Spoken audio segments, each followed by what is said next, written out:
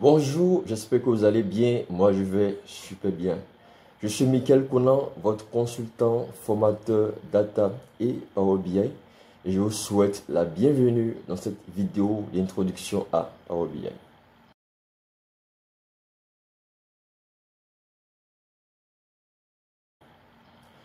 Qu'est-ce que Power BI? Eh bien, c'est une question qu'on a le droit de se poser lorsqu'on est débutant sur l'outil ou qu'on ne le connaît pas du tout. Alors, pour répondre à cette question, je dirais déjà que Power BI, ce n'est pas un seul logiciel, mais plutôt un ensemble de services et logiciels qui permettent de récupérer des données de diverses sources au travers de ce qu'on appelle des connecteurs de données. Et une fois les données récupérées, Power BI permet de les transformer, de les préparer, de les modéliser et de les restituer sous forme de visualisation interactive. Et la finalité, bien sûr, c'est d'aider à la prise de décision éclairée. Voilà en quelques mots ce qu'on peut dire sur Power BI.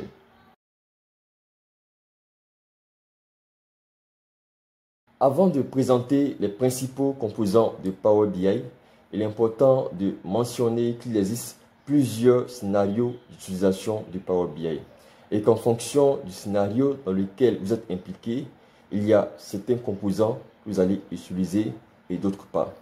Ici, nous nous limitons au scénario le plus classique d'utilisation du Power BI qui implique trois composants. Le premier, c'est Power BI Desktop, qui est un logiciel gratuit pour PC que vous pouvez installer sur une machine Windows. Le deuxième, c'est Power BI Service, qui est une plateforme collaborative à laquelle vous pouvez accéder depuis votre navigateur web et à partir d'un compte Power BI. Et le troisième, c'est Power BI Mobile, qui est en fait une application mobile pour les téléphones Android et iOS. Alors, le parcours classique dans Power BI pour les analyses de données est de commencer par Power BI Desktop, où vous allez créer vos rapports. Et une fois les rapports créés, vous allez les publier sur Power BI Service.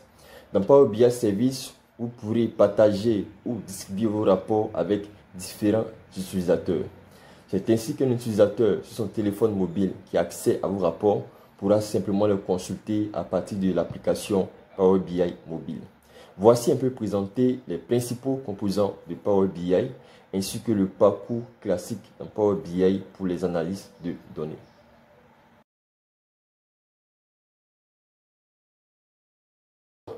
Comme nous l'avons vu, il y a trois principaux composants dans Power BI, que sont Power BI Desktop, Power BI Service et Power BI Mobile.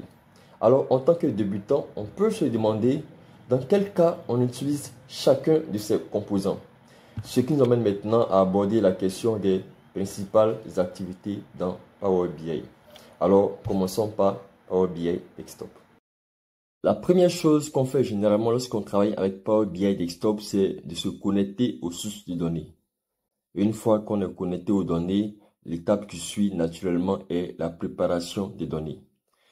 Précisons que ces deux premières activités que sont la connexion aux sources de données ainsi que la préparation des données sont réalisées avec un composant intégré dans Power BI Desktop qu'on appelle Power Query. Une fois que nos données sont récupérées dans Power BI, on peut maintenant passer à la création du modèle de données.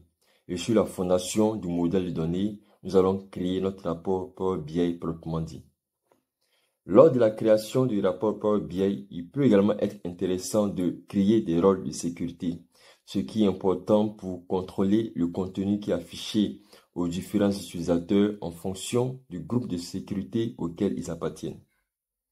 Si également, dans votre scénario d'utilisation de Power BI, il est prévu que des utilisateurs se connectent à vos rapports depuis leurs appareils mobiles, dans ce cas-là, vous devez également envisager d'optimiser vos rapports Power BI pour les appareils mobiles. Enfin, à partir de Power BI Desktop, vous pouvez déployer ou publier vos rapports sur Power BI Service. Voici en quelques mots ce qu'on peut dire des activités qu'on peut réaliser dans Power BI Desktop. Power BI Service permet de réaliser un bon nombre d'activités qu'on ne pourra pas citer de manière exhaustive.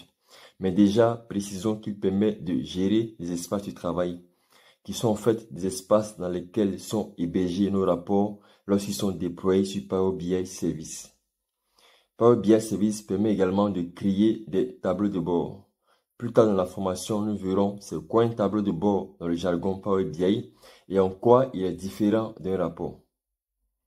À partir de Power BI Service, on peut également configurer les alertes de données, ce qui est très important pour notifier les utilisateurs lorsque des événements spécifiques qui ont été définis se produisent.